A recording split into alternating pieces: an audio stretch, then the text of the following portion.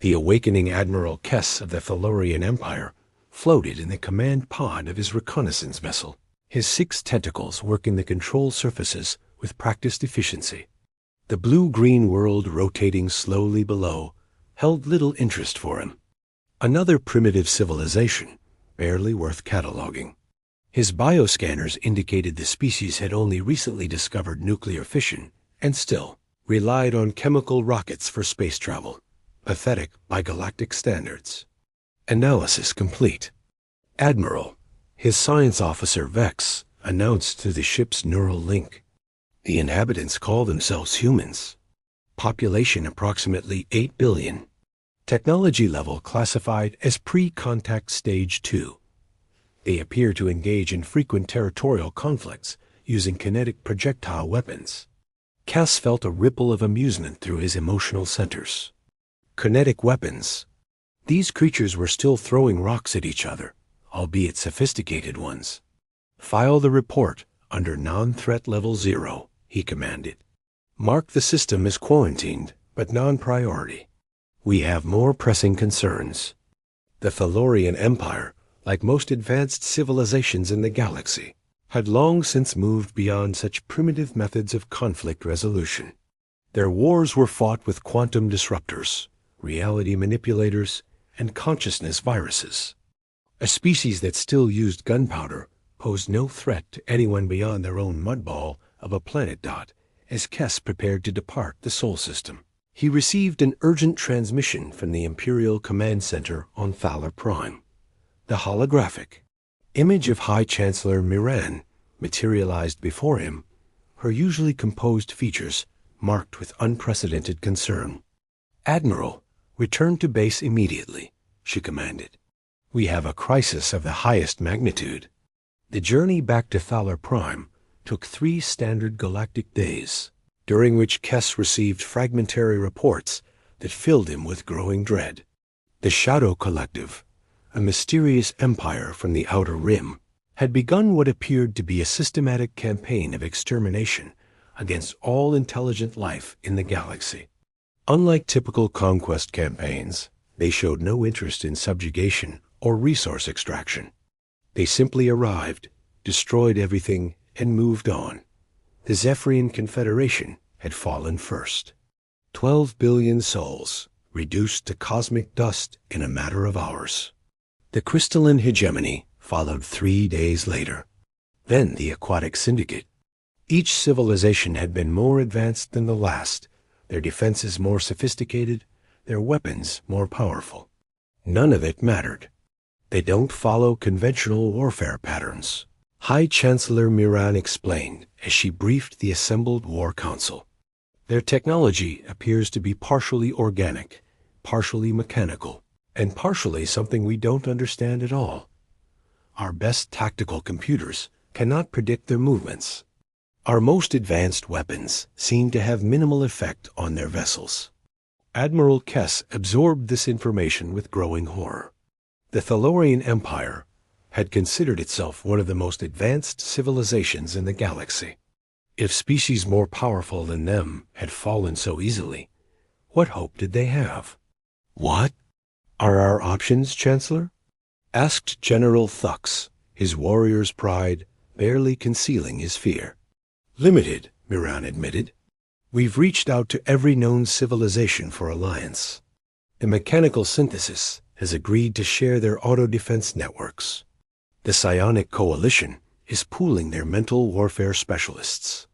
But based on current projections, we estimate the Shadow Collective will reach Thaler Prime within 60 standard days." The room fell silent. 60 days to prepare for an enemy that had effortlessly destroyed civilizations that had thousands of years more technological development than even the mighty Thalorian Empire. "There might be one option," Admiral Kess said slowly, an idea forming in his mind. "What if we approach some of the uncontacted species, the ones we've dismissed as too primitive to matter?" General Thux's scarred face twisted in disbelief. "You're suggesting we ask Stone Age civilizations to help us fight an enemy that destroyed the crystalline hegemony?" "Think about it," Kess pressed on. Every species the Shadow Collective has destroyed so far has been highly advanced, with predictable technology and conventional tactical thinking. What if that's exactly why they're losing? What if unpredictability is the key? High Chancellor Miran's eyes brightened with interest. Continue, Admiral. I recently surveyed a species called humans on the third planet of the Sol system. They're primitive by our standards, but they have one characteristic I've never seen in any advanced civilization. They're incredibly adaptable. Their entire evolutionary history is one of overcoming impossible odds through innovation and sheer stubborn refusal to give up.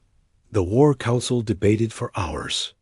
The idea of seeking help from a pre-contact civilization was unprecedented and potentially dangerous. It violated numerous galactic treaties and could introduce unpredictable variables into an already desperate situation. But as reports continued to arrive of more fallen civilizations, desperation began to outweigh caution. Very well, Chancellor Miran finally decided. Admiral Kess, you're authorized to make contact with these humans. But remember, we're not just asking for their help. We're potentially dooming them to destruction alongside us if this fails. The journey back to Earth took longer this time, as Kess brought with him a full diplomatic contingent and translation specialists. As his fleet of 12 Thalorian vessels entered Earth's solar system, they were immediately detected by human monitoring stations. The response was swift and completely unexpected. Instead of attempting to communicate or sending diplomatic overtures, the humans launched what appeared to be their entire global nuclear arsenal directly at the Thalorian fleet. Evasive maneuvers, Kess commanded as hundreds of primitive fusion warheads streaked toward his ships. The Thalorian defensive systems easily neutralized the weapons, but the implications were staggering. These humans had seen unknown alien vessels enter their system, and their immediate response was to attack with everything they had. Admiral, his communications officer announced, we're receiving thousands of transmissions from the planet's surface. They appear to be in multiple different languages, but the universal translator is identifying common themes. Preparation for war, requests for military cooperation between their various nation-states, and what appears to be excitement? Excitement? Kess repeated in disbelief. Yes, sir. Many of the transmissions seem to express satisfaction that they're finally not alone in the universe, combined with eagerness to engage in combat with us. This was not how first contact was supposed to proceed. In every other case Kess had studied, primitive civilizations either fled in terror, attempted to worship the visitors as gods, or simply shut down from the shock of learning they weren't alone. These humans had immediately assumed hostile intent and prepared for war while simultaneously expressing joy at the encounter.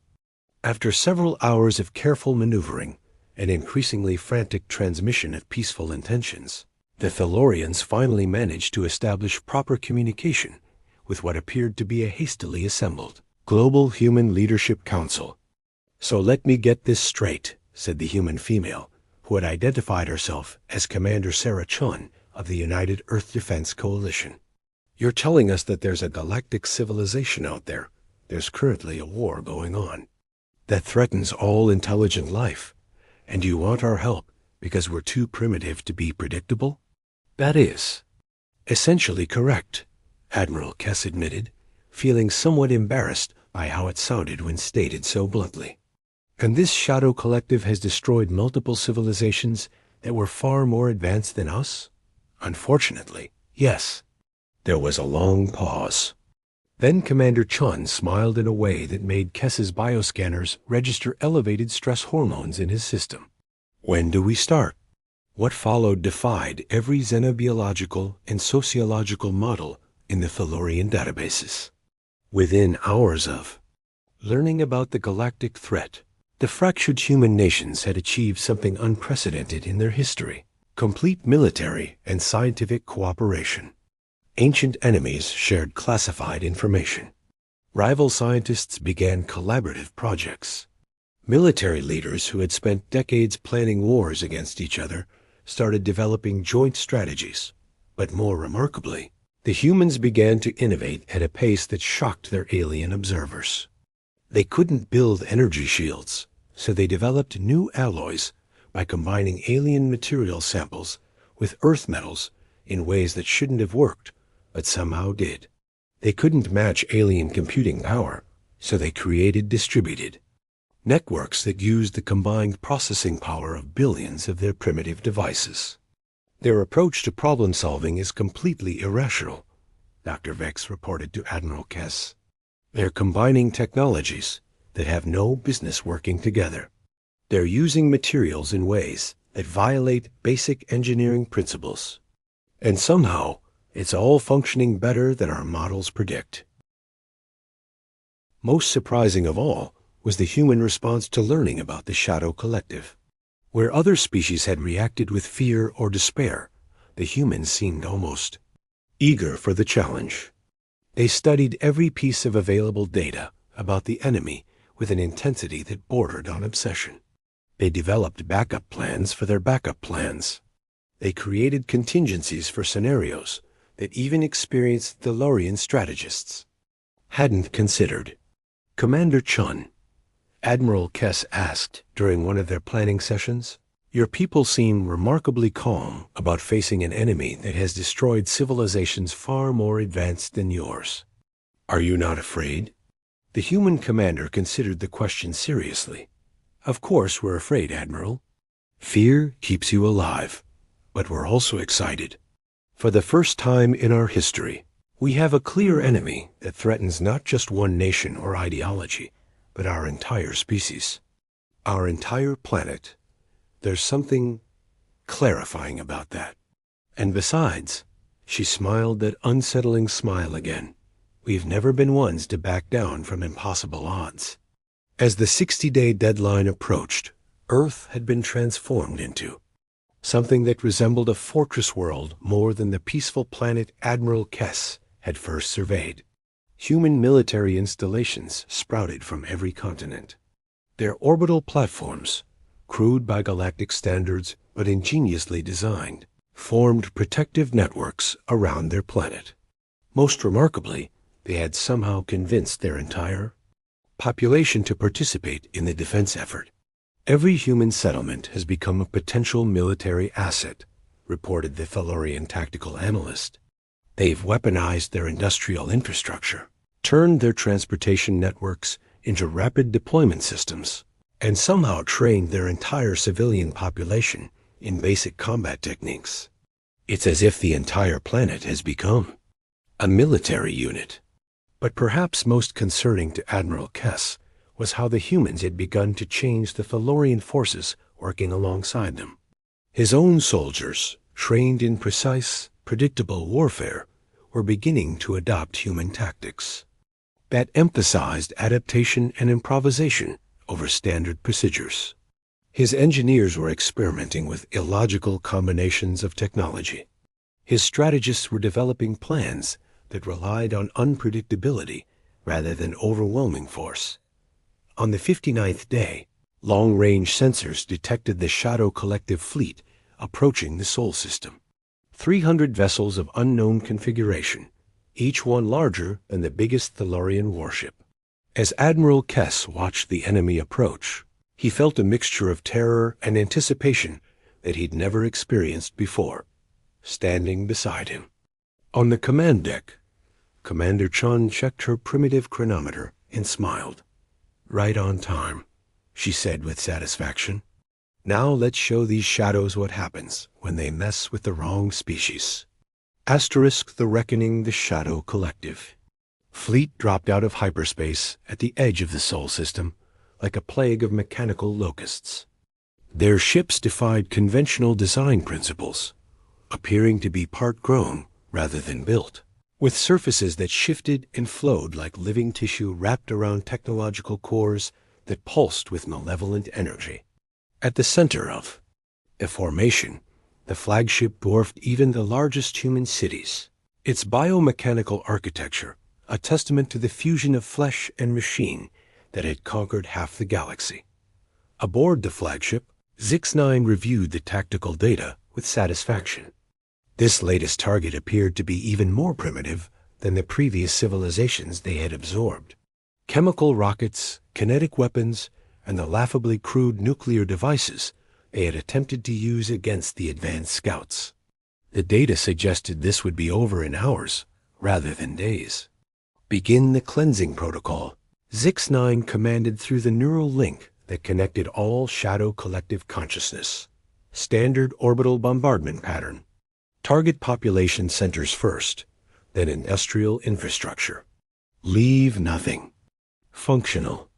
The Shadow fleet moved with the coordinated precision of a hive mind, each vessel taking its predetermined position for maximum destruction efficiency. They had performed this dance of annihilation hundreds of times across dozens of worlds. The primitive inhabitants of this small blue planet would provide no more challenge than any of the others. But as the first wave of Shadow vessels entered Earth's orbital space, they encountered something unprecedented in their conquest campaigns. Organized chaos. The human defense network didn't follow any recognizable pattern. Instead of concentrated defensive positions that could be systematically destroyed, the humans had created thousands of small, mobile platforms that moved in seemingly random patterns. When Shadow weapons locked onto a target, it would suddenly split apart into multiple smaller units, each going in different directions.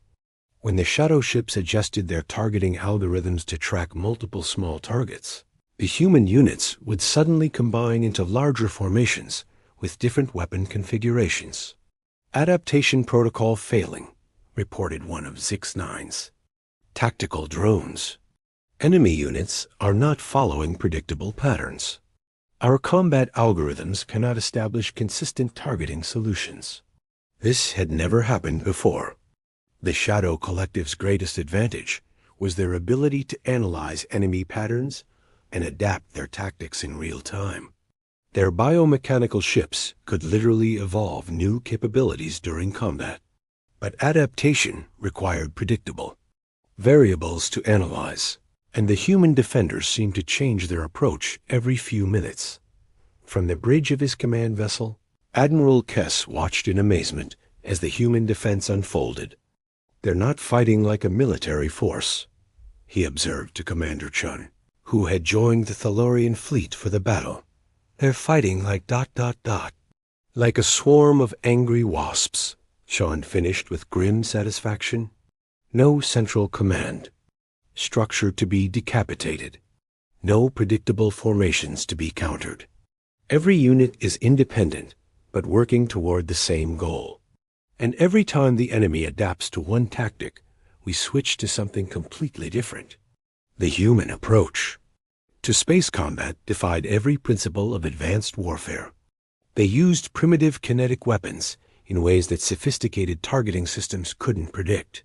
They employed decoy drones that broadcast false sensor signatures, causing Shadow ships to waste ammunition on targets that didn't exist.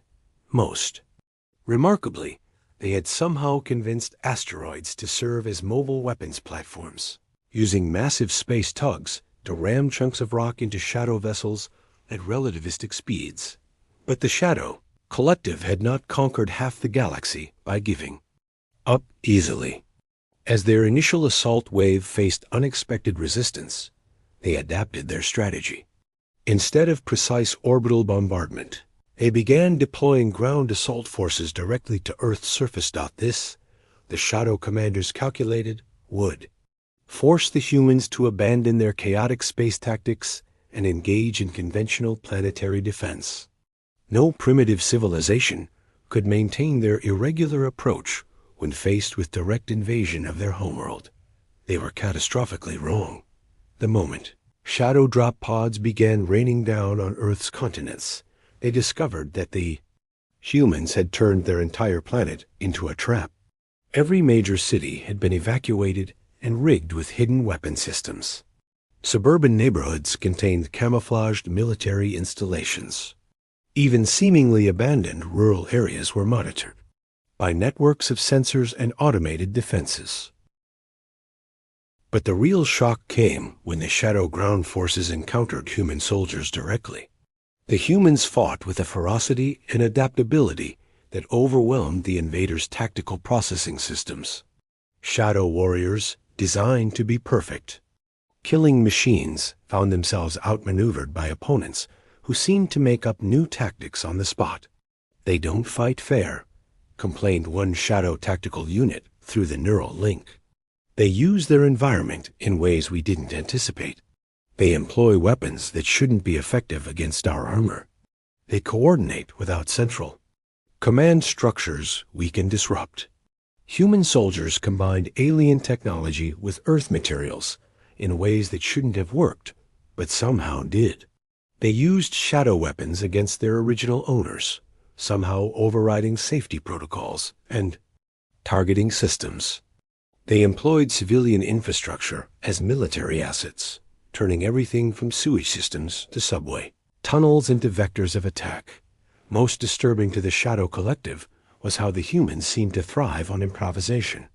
When their planned strategies failed, they immediately developed new ones. When their weapons proved ineffective, they found ways to make them work anyway.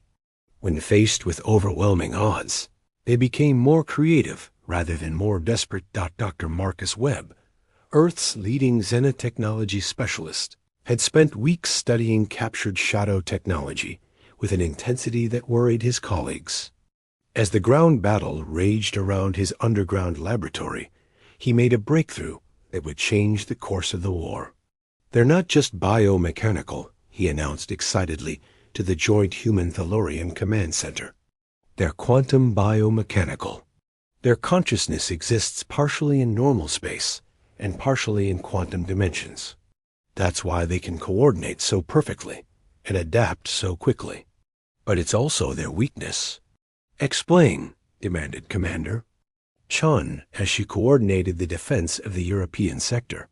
"Their quantum consciousness requires specific harmonic frequencies to maintain coherence," Webb continued. "If we can disrupt those frequencies, we can essentially give their entire fleet the equivalent of a massive seizure. I think I can modify our communication satellites to broadcast a quantum discord signal." Admiral Kess felt a surge of hope mixed with admiration. Even in the midst of a desperate battle, the humans continued to analyze their enemy and look for innovative solutions. "What do you need?" "Time," Webb replied, "and about 50 of our orbital communication satellites." "Oh, and someone to keep the shadow forces busy while I rewire half of Earth's communication infrastructure." Commander Chun smiled that fierce smile that Kess had learned to associate with human determination. "Consider it done. How long do you need?" 6 hours. The next 6 hours witnessed some of the most chaotic and brilliant tactical improvisation in the history of galactic warfare. Human forces across Earth coordinated a massive deception campaign designed to make the Shadow Collective believe they were winning while actually protecting Dr. Webb's critical work. Cities that had been written off as lost suddenly erupted with fierce resistance. Military units that appeared to be in full retreat would turn and launch devastating counterattacks. Civilian populations that should have been cowering in shelters emerged to harass shadow forces with everything from modified farming equipment to improvised explosives. The Shadow Collective found themselves fighting not just an army, but an entire planet that had collectively decided to become their enemy. Every human seemed to have become a potential threat. Every structure could hide weapons. Every piece of technology could be turned against them. As the 6th hour approached, Zix-9 began to experience something the Shadow Collective had never encountered before: doubt. The invasion should have been completed hours ago. Instead, their forces were bogged down in urban warfare against opponents who seemed to multiply rather than diminish. Their space fleet was still struggling against human defenders who refused to follow any recognizable tactical doctrine. "Status report," Zix-9 demanded through the neural link. "Ground forces report 23% casualties with minimal territorial gains." came the response. Human resistance is intensifying rather than breaking. Space fleet unable to establish orbital superiority due to continuous irregular attacks. Recommend tactical reassessment.